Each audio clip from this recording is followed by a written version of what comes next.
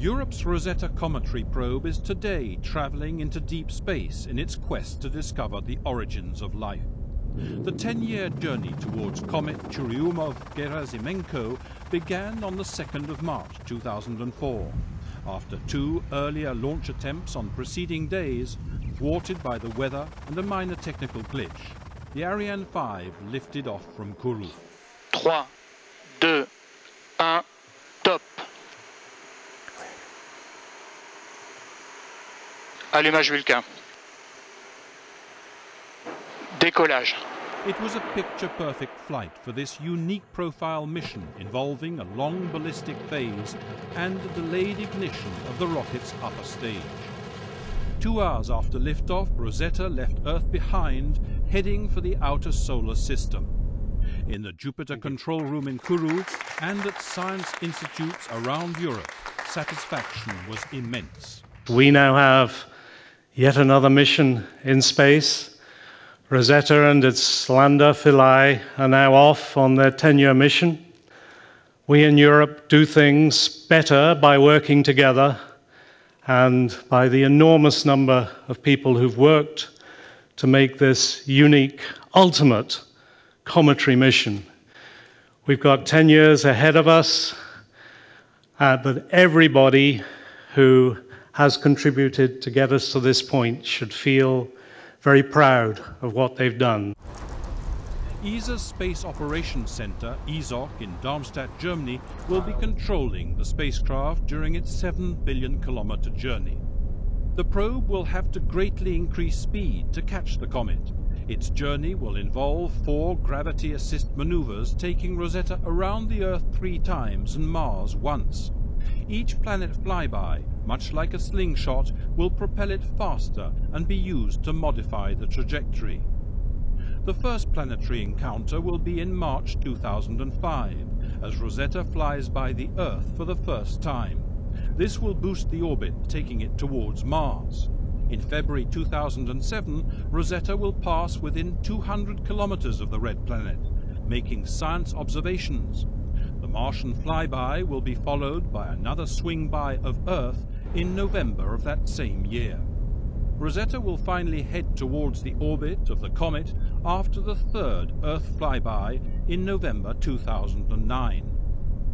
During the trip, the probe will be passing twice through the asteroid belts, making detailed close-up studies of 1 or 2 of them. By mid-2011, ESOC controllers will trigger the ignition of Rosetta's main engine to place the probe on a rendezvous course towards the comet, which it will take 3 years to reach.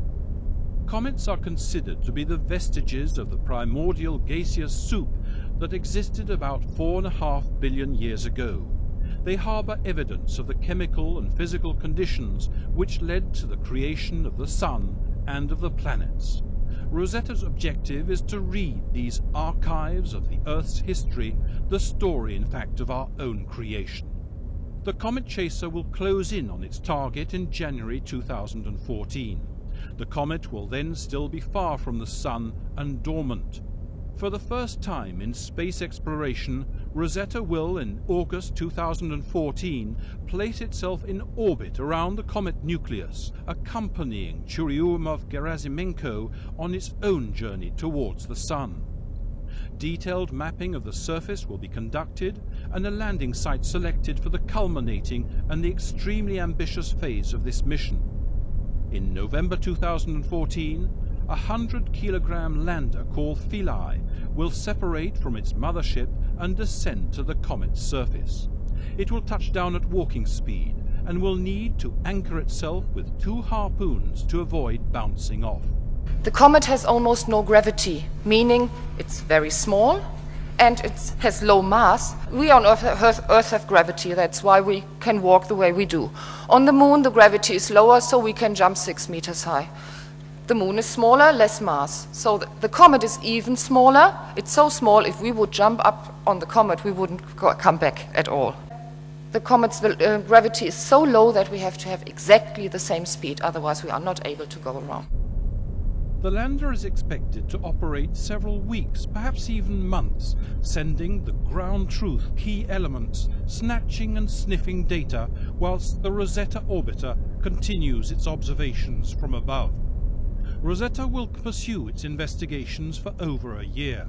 It will have a ringside seat as the comet wakes up as it comes close to the Sun and starts throwing out gas and dust particles to form a coma and then a tail. In 1986, ESA's Giotto probe had staked out the field of cometary exploration with its first ever close-up views of Halley's Comet and its nucleus.